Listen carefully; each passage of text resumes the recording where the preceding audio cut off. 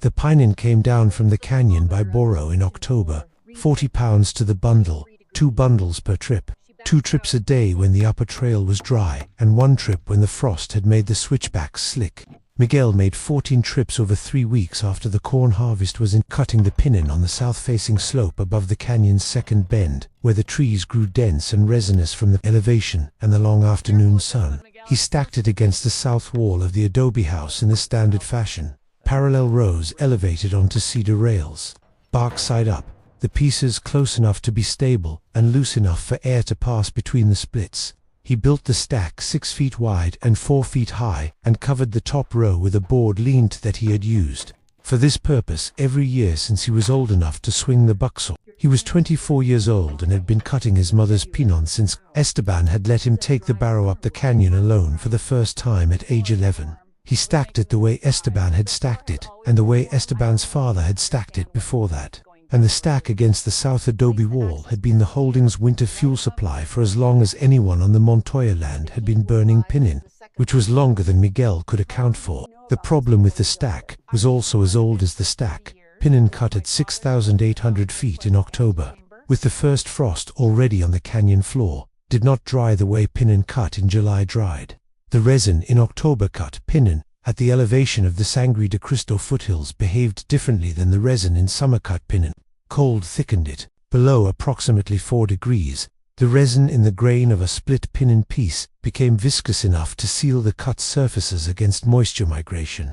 The resin closing the channels through which the wood's internal moisture would otherwise have moved outward toward the surface and evaporated. Pinion green wood in the exterior November cold. The moisture was in the grain.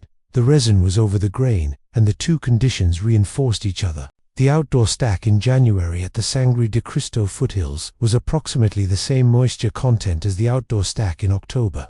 The resin had locked the moisture in, and the cold had locked the resin. Burning this wood produced a fire that burned slowly and with reluctance. The steam from the locked moisture-consuming heat that should have gone into warming the kitchen. The room came to temperature late. The ceiling above the stove darkened through the winter with the incompletely combusted resin deposits from the green pinion's uneven burn. This was the condition of every holding at the Taos Valley elevation in winter. Green pinion, poor fire, dark ceiling, a stove that ran all day and still left the kitchen cold at 6 in the morning. Esteban Montoya had died of fever in November of 1876. The same month, the first snow came down from the range, and Rosalia had burned green pinion alone that winter for the first time. And the winter after Esteban's death was no worse in any measurable way than the 23 winters before it, except that she burned the wood alone. She was 47 years old. The holding was 12 acres on the lower slope of the Sangre de Cristo range, the main adobe house on 3 sides, with thick earthen walls that her husband's grandfather had built, and on the south side a frame addition that Esteban had added in 1868 with a raised board floor on fieldstone piers and a kitchen stove and room enough for the beds and the table together. The frame addition's floor sat 22 inches above the ground on the fieldstone piers, the space under the floor between the ground and the underside of the floor. Joists was open on all 4 sides to the outside air. It had always been open. It had held nothing.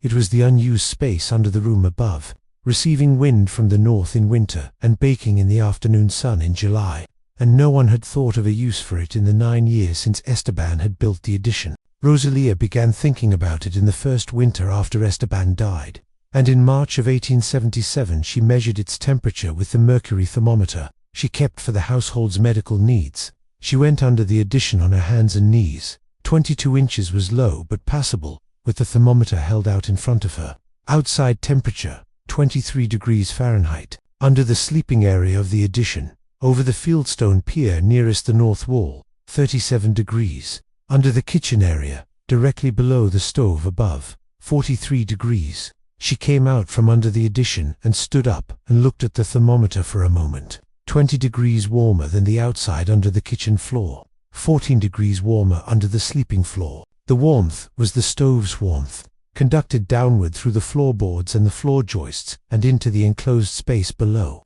It went through the floor and into the ground and was lost. It had always done this, and no one had used it for anything because the space was open to the outside on all 4 sides, and the wind came through it and made any benefit from the floor warmth difficult to retain. If the sides were closed, a skirting board around all 4 sides, the warmth from the floor would accumulate in the enclosed subfloor space instead of being dispersed by the wind, and the space would hold something closer to the 43 degrees she had measured in the Pester's still air under the kitchen floor. The knowledge that made the temperature measurement useful, rather than merely interesting, came from her father, Don Sebastián Chávez, who had been a trader and traveler in the Taos Valley since before the American period, and who had described to Rosalia in her girlhood something he had observed at the Taos Pueblo on a trading visit in the 1840s. The kivas of the Pueblo, the round ceremonial rooms built partially below the ground, maintained a stable intermediate temperature throughout the year,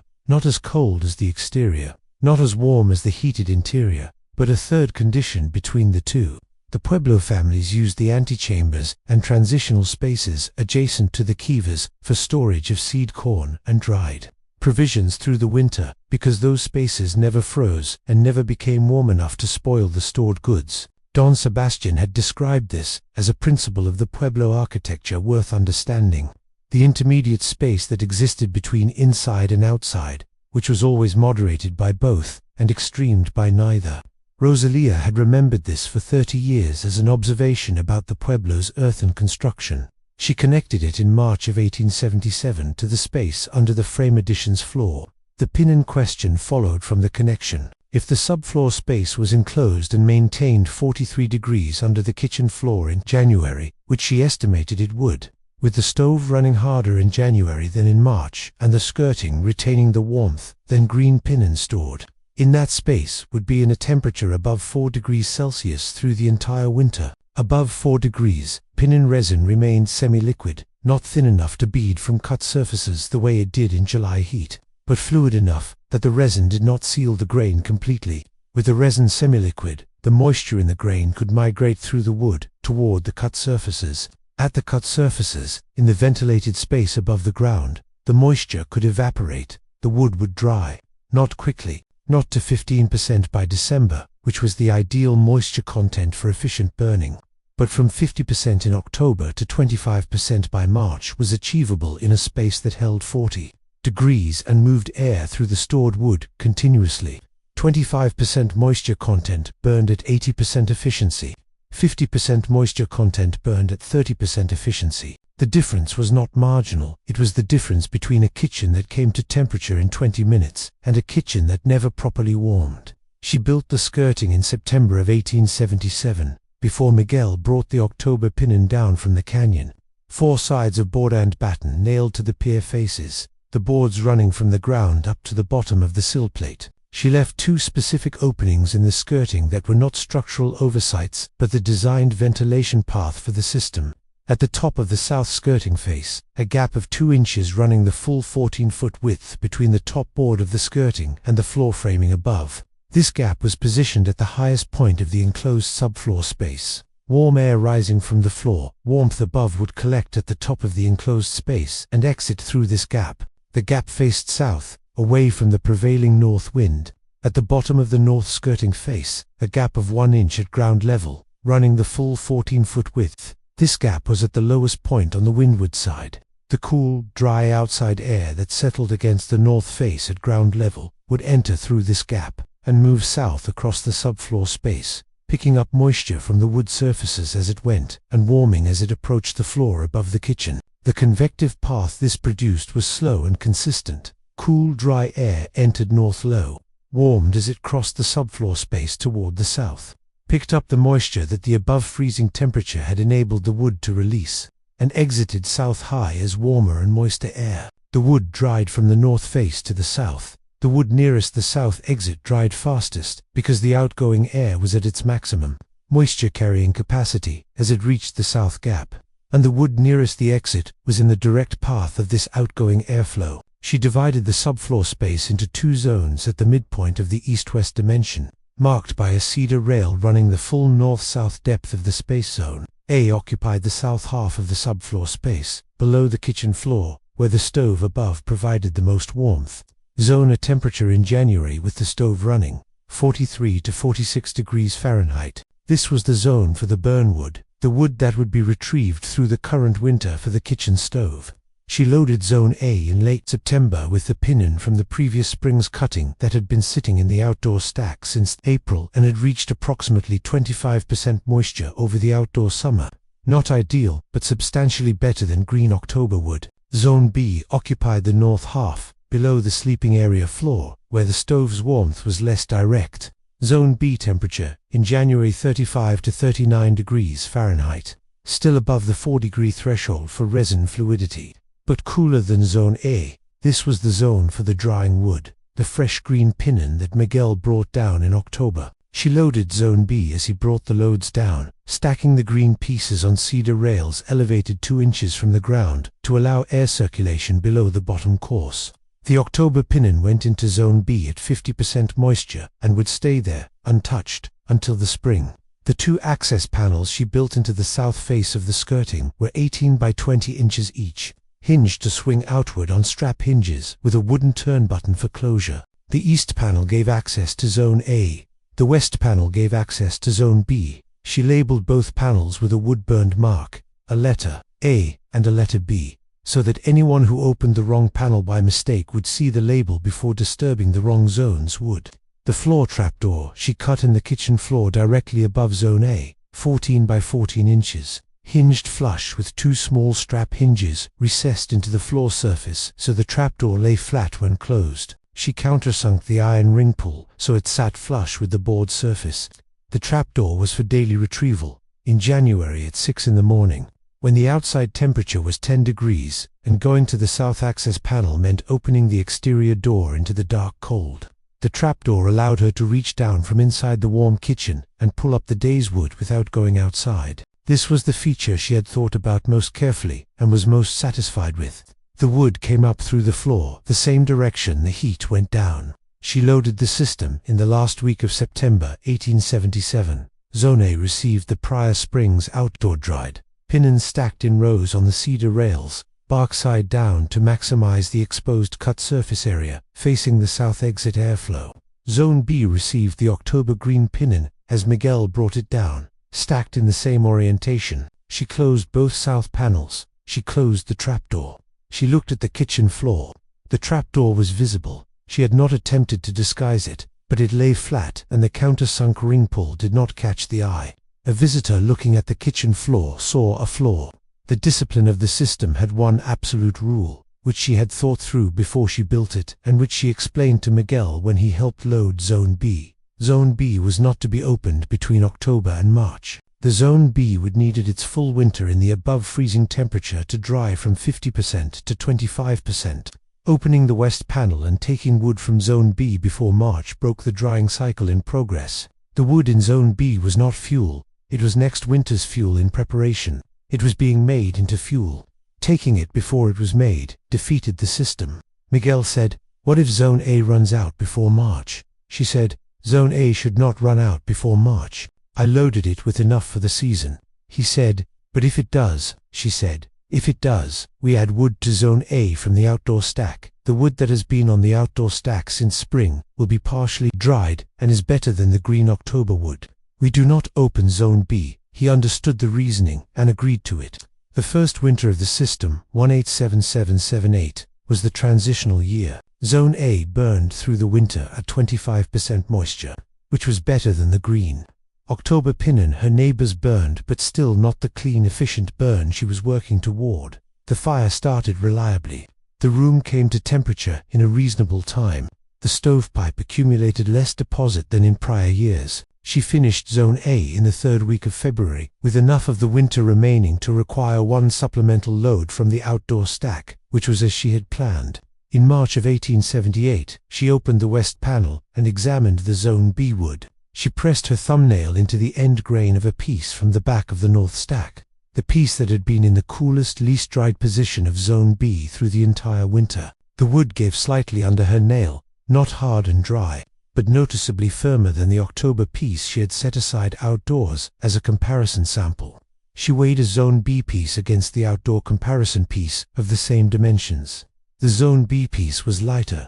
The outdoor comparison piece had not dried. The exterior cold had held the resin solid, and the moisture had stayed locked in the grain. The Zone B piece had dried, the subfloor temperature had kept the resin semi-fluid, and the moisture had moved and evaporated through the south gap over 5 months of continuous ventilation. She moved all the Zone B wood to Zone A position, south half, on the rails, bark side down, oriented toward the south exit gap. Then she loaded the North Zone B position with the spring-cut green pinion that Miguel brought down in April when the Upper Canyon Trail was clear. Fresh green wood at 50% into Zone B. The moved Zone B wood, now at 25%, settled into Zone A for the summer. The kitchen floor above Zone A conducted warmth down through the spring and summer months, less warmth than in winter. The stove not burning at full capacity, but enough to continue the drying process. By September, the Zone A wood was at 12 to 15% moisture. The winter of 1878 to 79 was the first winter the system worked at full performance. The Zone A wood at 12 to 15% moisture burned with the clean, fragrant efficiency of July pinion, the wood cut in summer that the Taos Valley families burned when they were fortunate enough to have cut it in time. The fire started on the first match. The kitchen reached temperature in 20 minutes. The stovepipe stayed clean through November, through December, through the hard cold of January. She used 1 armload less per day than she had used the previous winter, and the kitchen was warmer. She counted the armloads carefully in both winters to be certain the comparison was accurate. It was accurate. Perfecta Salazar came in February of 1879 to return a pot she had borrowed before the December snow.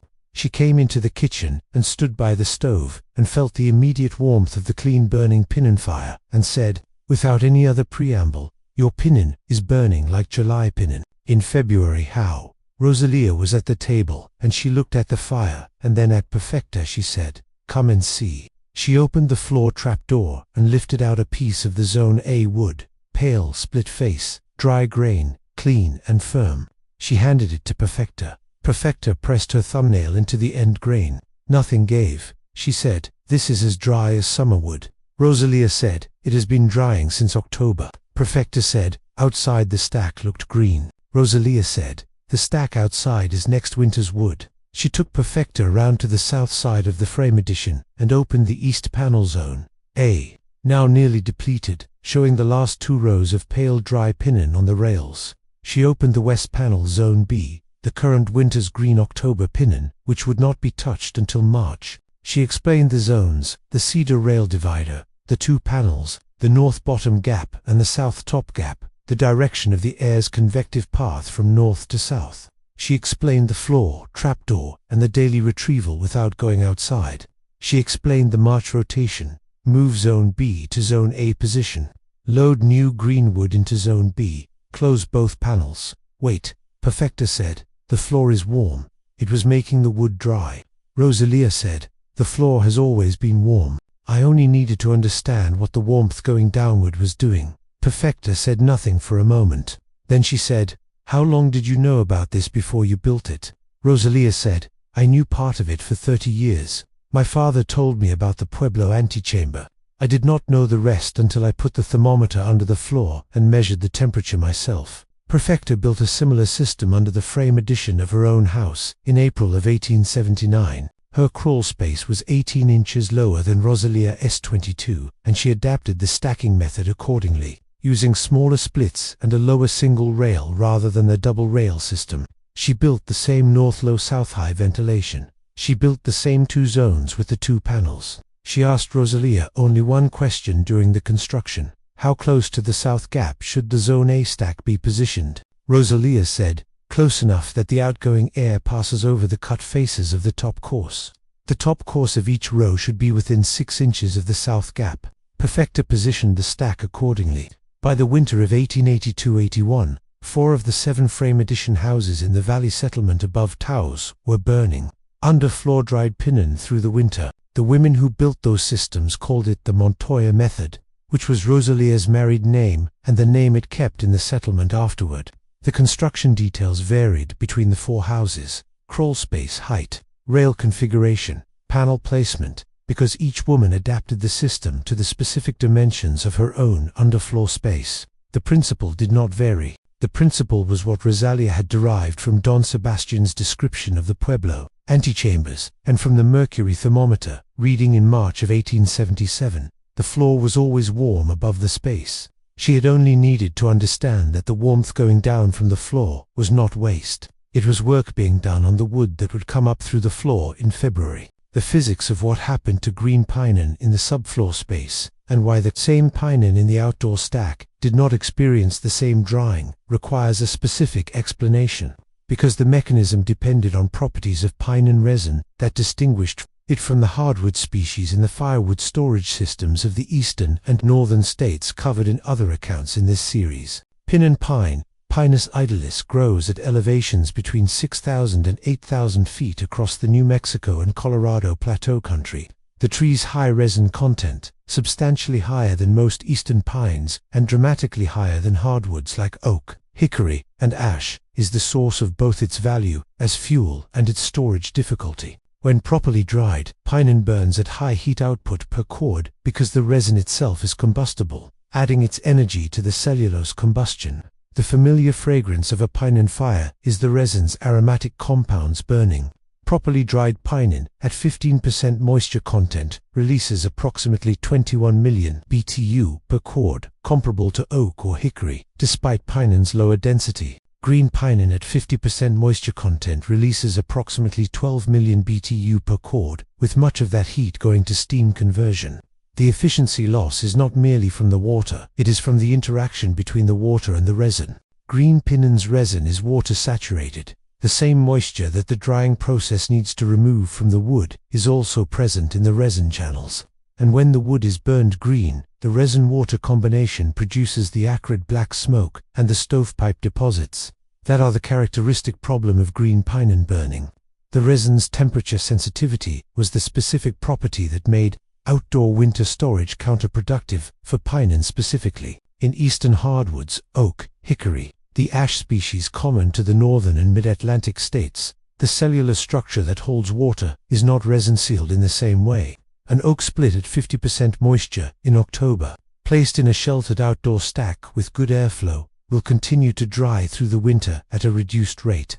BECAUSE, water migration through the oak cellular structure is not blocked by a temperature-sensitive sealant. Outdoor oak drying in winter is slower than summer drying, but not zero.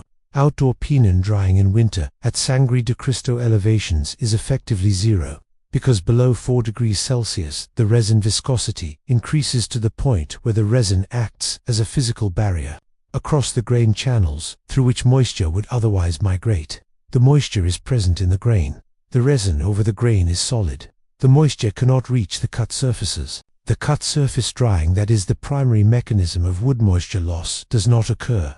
The pinion that was 50% moisture in October is 48% moisture in January, not because the cold slows drying, but because the cold prevents drying entirely. The subfloor space at 43 degrees Fahrenheit, 6 degrees Celsius, was above the resin fluidity threshold. At 6 degrees pinion resin does not bead from cut surfaces as it does in summer, but it does not seal the grain channels either. It remains in a state of moderate viscosity that allows moisture migration to proceed through the grain at a reduced rate. The rate is slower than summer drying at 25 degrees Celsius, but it is not zero. 5 months of not zero drying from October to March, in a space with continuous ventilated airflow, produced the 25% moisture content that Rosalia found when she opened the west panel in March of 1878, and pressed her thumbnail into the Zone B wood. The eastern underfloor firewood systems documented in this series, the Connecticut Emergency Reserve, the Rhode Island Primary Storage,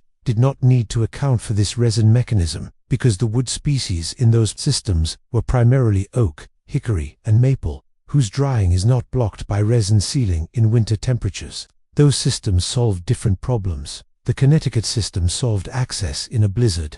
The Rhode Island system solved re-wetting and concealment. The New Mexico system solved a wood chemistry problem that was specific to the resinous species of the high-altitude Southwest. This is why Rosalia's system could not have been derived from the accounts of the eastern systems, and why the eastern systems, applied unchanged to a pinion-burning household in the Sangre de Cristo foothills, would have produced only marginal improvement. The temperature threshold was the crucial element. The 43 degrees subfloor temperature under the kitchen floor was not arbitrary. It was specifically above the pinion resin fluidity threshold. A subfloor space that held 32 degrees would have provided some protection from precipitation but no improvement in drying. Because 32 degrees is below the resin threshold, the system worked because the stove above was large enough and busy enough to push the kitchen zone above 40 degrees even on the coldest January nights. The construction of the skirting and the two-zone interior organization reflected Rosalia's assessment of what the system needed to do and what it needed to not do.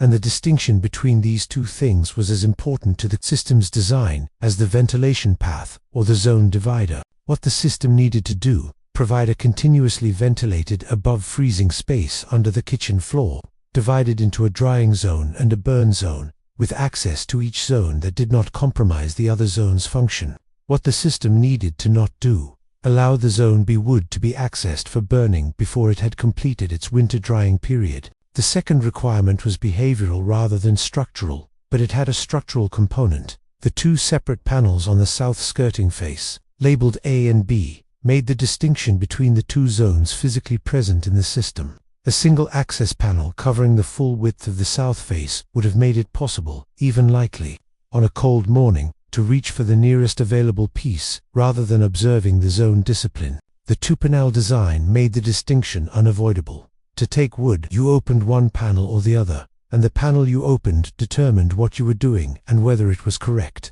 Rosalia had thought about this problem specifically because she had seen how fatigue and cold worked against careful procedures. At 6 in the morning in January, when the fire was out and the kitchen was cold and the wood box was empty, the decision-making capacity that supported the zone discipline was reduced by the conditions it needed to operate in. The trapdoor solved the morning cold problem. The daily retrieval happened inside, without opening the exterior door, but it did not solve the zone discipline problem for the rare days when Zone A was depleted and something had to be brought in from outside. Her solution, Zone A, was large enough to hold the full season's supply with a margin of one additional load. She calculated the season's consumption from the prior 3 winters' usage, estimated the volume of wood that calculation represented, and sized Zone A to hold that volume plus 20%. This meant that a winter with significantly higher consumption than average could still be served from Zone A without touching Zone B. Only an extraordinary winter, sustained cold beyond anything in her memory of the Sangre de Cristo foothills, would require going to the outdoor stack for supplemental wood. She had explained this to Miguel, and he had understood the logic. The cedar rail divider that separated Zone A from Zone B was a physical marker only, not a barrier. A piece of Zone B could have been moved to Zone A simply by stepping over the cedar rail. The discipline was not architectural, but the rail made the zones visible, and the panel labeling made the distinction explicit. Rosalia's assumption was that a person who understood what the system was doing, who knew why Zone B needed to remain undisturbed, would not violate the discipline. She explained the system to Miguel and to Perfecta in enough detail that both understood the reason behind the zone separation, not just the rule. Understanding the reason made the rule easier to follow because the rule was not arbitrary. The March rotation was the annual reset of the system and the moment at which the previous year's discipline was either validated or revealed as insufficient. In March of each year, Rosalia opened both panels and examined the Zone B wood before deciding to rotate. The examination had 2 components. She pressed her thumbnail into the end grain of a piece from the coolest, least dried position in Zone B, the back of the north stack, and she compared the weight of a Zone B piece to the weight of a same-size piece from the outdoor comparison stack she maintained for this purpose. If the Zone B piece was harder under her thumbnail and lighter in her hand than the outdoor comparison piece, the drying had worked and the rotation could proceed. If the Zone B piece showed no improvement over the outdoor piece, something had failed in the system, the ventilation, the temperature, the zone discipline, and she needed to understand why before proceeding. In March of 1878, the first examination showed improvement. The Zone B wood was firmer and lighter than the outdoor comparison. In March of 1879, after the full performance winter with the 15% Zone A wood, the Zone B examination showed the same improvement at the same level. The system was performing consistently. The rotation itself took half a day, moving the Zone B wood from the north half to the south half, positioning it on the rails with the cut faces oriented toward the south exit gap. then loading the newly empty North Zone B position with the spring-cut green pinion that Miguel brought down in April. The Zone B would move to Zone A, would spend the summer and autumn in the warmer South Zone, where the kitchen floor above conducted warmth even in the warm months at 6,800 feet, and by September the moved wood was at 12 to 15%, the level that would produce the clean, efficient jalapeno burn through the coming winter. The rotation was also the moment at which the self-renewing character of the system was most visible. The system did not require a new decision each year.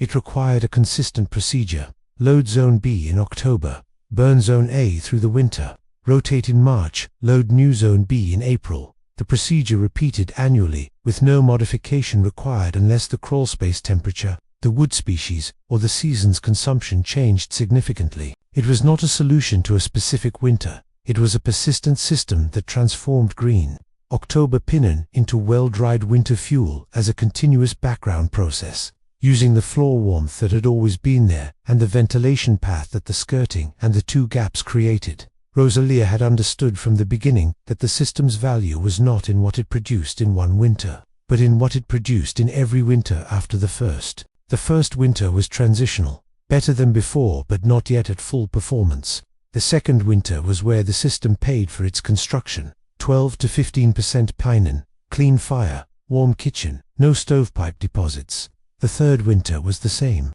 Each subsequent winter was the same. The construction cost, the skirting boards, the cedar rails, the two strap-hinge panels, the trapdoor hardware was paid back in the first good winter and continued paying back for every winter the system operated. This amortization was not how Rosalia thought about it. She did not calculate the return on the skirting boards against the fuel savings. She thought about it the way Dan Sebastian had described the Pueblo antechamber, a persistent condition that maintained useful properties through the winter without requiring renewal. The Pueblo families had not rebuilt their antechambers each year. The antechambers were there, and the antechambers worked, and the corn stayed above, freezing in them, and the corn was viable in spring. Rosalia's subfloor space was there, and the subfloor space worked, and the pinion dried in it, and the pinion burned cleanly through the winter. The system was not a seasonal intervention. It was a permanent condition of the frame addition. The comparison between Rosalia's system and the other underfloor Firewood storage systems in this series reveals why the problem being solved determines the mechanism required, and why the same physical space, a crawl space under a raised frame floor, can be used to solve fundamentally different problems through fundamentally different designs. Prudence Alcott's Connecticut underfloor reserve was a problem of access. She had dry wood in outdoor storage and needed to reach it when the blizzard buried the outdoor supply under 4 feet of snow. Her system used the subfloor space to hold a one-cord emergency reserve that was accessible through a floor trapdoor, regardless of exterior snow conditions. The wood she stored in the Connecticut subfloor was already dry. It did not need to be dried there. The subfloor space was a location for pre-dried wood, not a drying environment. Its value was in where it was and how it could be reached, not in what it did to the wood inside it.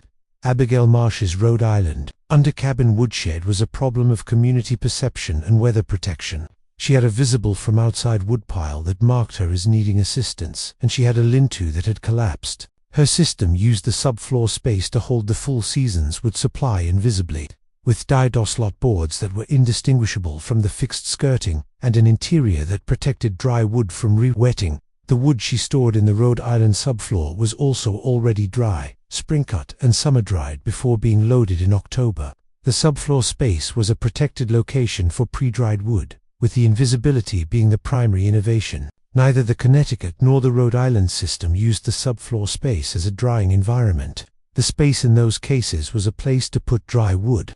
The subfloor space in the New Mexico system was a place to make dry wood, a drying environment that turned green October pinion into 12% moisture fuel over 12 months, using the stove's waste heat and the convective ventilation as the active drying mechanism. This distinction, storage location versus drying environment, was the specific innovation in Rosalia's system that earned the description her neighbors used for it: smart storage. The Connecticut and Rhode Island systems were smart in the sense of clever and well-designed. The New Mexico system was smart in the additional sense of active. It did something to the wood, not merely for the wood. It transformed the wood's condition over time. The wood that went in at 50% moisture was different wood, in a meaningful way. When it came out at 12% moisture, not the same wood in better maintained condition, but chemically and physically transformed wood that had shed more than half its original moisture content, through a directed process that the design of the space made possible. That process was what Rosalia had understood when she put the thermometer under the kitchen floor in March of 1877 and found 43 degrees Fahrenheit. Not just that the space was warmer than outside, but that the warmth had a specific application to the specific problem of October pinion at 6,800 feet. The warmth was above the pinion resin threshold. The resin threshold was the obstacle that made outdoor winter storage of pinion useless. The subfloor warmth removed that obstacle continuously, every day of the winter. For every piece of wood in Zone B, without requiring any action from her, after the October loading was complete, she had built the system once. The system worked every winter after that. The spread of the Montoya method through the valley settlement, above Taos, and the specific way Rosalia transmitted it to the 4 women who built their own versions between 1879 and 1882, reflected a transmission pattern that differed from the spread of the other firewood storage systems documented in this series, because the transmission in this case was constrained by a prerequisite that the other systems did not require. The Connecticut and Rhode Island systems could be built by anyone with a raised frame floor and the necessary materials. The critical elements, a floor, trapdoor, a skirting with a 2-inch ventilation gap, dado slot access boards, were carpentry problems that any experienced carpenter could execute given a description. The understanding required was mechanical: how to cut a trapdoor, how to fit dado slot boards so they slide in and out without binding, how to build a skirting that is weathertight except at the intended ventilation gap. A person who understood carpentry and read a careful description of either the Connecticut or Rhode Island system could replicate it without having seen the original. The New Mexico system required an additional understanding that was not carpentry. Why 43 degrees Fahrenheit was the important temperature, why Zone B could not be opened before March, why the north bottom south top ventilation path was in that specific direction rather than any other, and why the system produced better results in the second winter than the first. A person who understood only the mechanical construction, skirting, rails, 2 panels, trapdoor, and built it faithfully would produce a functioning system. But a person who understood only the construction without understanding the pinion resin threshold and the drying mechanism would not know what to do if the system failed to produce expected results, and would not know whether a variation in their specific crawlspace dimensions required a compensating adjustment to the rail height or the ventilation gap width. Rosalia explained the pinion resin mechanism to each woman she taught, because she had understood from the beginning that the system's discipline, specifically the Zone B non-disturbance rule, could only be maintained by someone who understood why it mattered. The discipline was not arbitrary caution. It was the specific behavioral requirement that kept the drying process intact. If a woman built the system but did not understand why Zone B needed its full winter undisturbed, she would make the rational decision in a cold February morning to open the west panel and take the nearest available piece, rather than going to the outdoor stack for supplemental wood. That rational decision would reduce Zone B's drying time by the remaining weeks of winter and produce Zone A with the following year that was 25% rather than 12%, the difference between a good fire and an excellent fire. Less dramatic than the difference between green wood and well-dried wood. But real perfecter understood the mechanism clearly and built her system accordingly. The 2 women who built their systems in 1880 and 1881 also received the same explanation, and both of them maintained the zone discipline through their first winter. The 4th woman, Filomena Ortega, who built her system in 1882, asked a question that none of the others had asked. What if the pinion is cut in July instead of October? Could it go directly into Zone A without spending a winter in Zone B first? Rosalia considered this. July-cut pinion had spent the summer heat liquefying its resin rather than solidifying it, and the cut faces were open to moisture migration from the first day of cutting rather than sealed by October cold. July-cut pinion dried outdoors over the summer to approximately 20% moisture by October already, better than October-cut green wood. In Zone A through the winter, July-cut pinion at 20% would continue drying in the 43-degree warmth, potentially reaching 12 to 15% by February. She told Filomena, if you have July-cut pinion, and you have space in Zone A. Put it in Zone A, it will be at 15% by winter. But most years, the July cutting is small, the men cannot make the canyon trip until the summer work is done, and there is not time for more than 1 or 2 loads before the autumn harvest begins. The October cutting is the main supply because October is when the time is available. The system is built for October pinion because that is what there is. Philomena's question was the most technically sophisticated question anyone had asked about the system, and it was the question that told Rosalia that Philomena had understood the mechanism, not merely the procedure. The procedure could be followed by anyone who heard the instructions. The mechanism could be reasoned about, which was a different and more useful kind of understanding. The thermometer, reading in March of 1877, the measurement that was the practical starting point of the entire system, was an action that required a decision Rosalia had not explicitly recognized as unusual until Perfecta asked her about it. Perfecta said, on the afternoon they stood at the south skirting, examining the 2 access panels. When did you first think about measuring the temperature under the floor? Rosalia said, the first winter after Esteban died. I was burning the wood alone, and I was thinking about whether there was a way to burn it better. Perfecta said, but why did you measure it? Most people would have put their hand under the floor and felt whether it was warm. You put a thermometer. Rosalia thought about this for a moment. She said, a hand tells you warm or cold. A thermometer tells you 43 degrees. I needed to know whether the temperature was above 4 degrees Celsius, the resin threshold, and I could not determine that from a hand. The hand would have told me it was warmer than outside, and I would have noted that without knowing whether it was warm enough. The thermometer told me the specific temperature, and I knew whether that temperature was sufficient for the purpose. Perfecta said, how did you know about the resin threshold? Rosalia said, I had been burning pinion for 23 years. I had observed that pinion from the outdoor stack in July burned differently than pinion from the same stack in January. Same tree, same cutting, different behavior in the fire. I had attributed this to the summer heat affecting the resin. The July fire told me that the resin in summer was different from the resin in winter.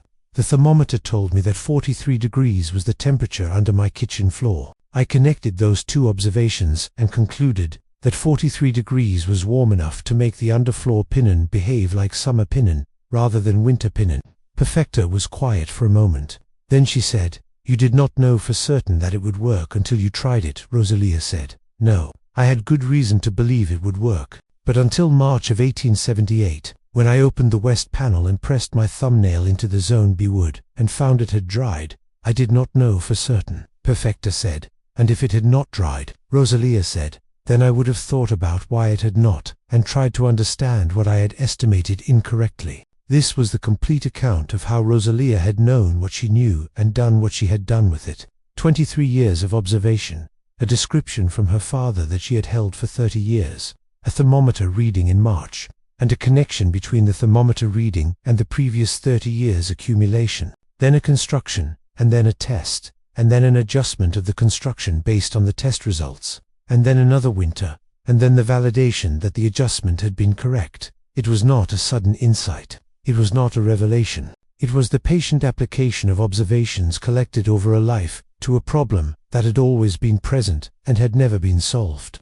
In the specific winter, when the absence of any other person to whom the problem could be referred made solving it herself the only available option, Esteban had always managed the wood. Esteban had always stacked it against the south wall and burned it green through the winter and accepted the dark ceiling and the slow morning fire as the conditions of burning pinion at 6,800 feet in October.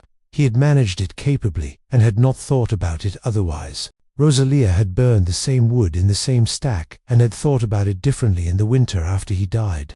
Not because she had become more capable in his absence, but because the problem had become fully hers to think about, and she had 23 years of observations about pinion resin ready to apply to it. The floor was always warm. It had been warm under Esteban's floor and warm under his father's floor and warm under every raised frame floor in the Taos Valley settlement that had a kitchen stove.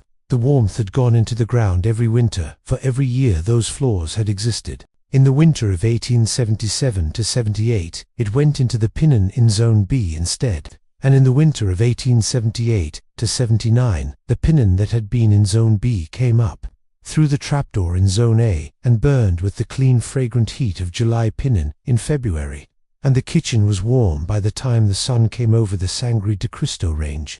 The Valley settlement kept no formal record of the Montoya method spread. What it kept was the practice itself, the two-panel skirting, the north bottom, south top ventilation, the Zone B non-disturbance through winter, the March rotation. By 1885, the method had reached holdings in the next valley east, through Perfecta Salazar's cousin, who had visited in January of 1882, and asked about the clean-burning fire. The cousin built her own version that spring. Her neighbor built one in 1883. The method traveled by the same mechanism as the pinion itself, person to person, in the direction of the questions being asked. To whoever needed to know why the fire in February burned like the fire in July, she had built it once in September of 1877 at a cost of $3.40 for the skirting boards, the strap hinges, the cedar rails, and the trapdoor hardware. She had never had to build it again. The system renewed itself each March and delivered itself each October, and required from her only the discipline of the zone separation and the patience of the first transitional year. Everything after the first year was the same system working as it had been designed to work.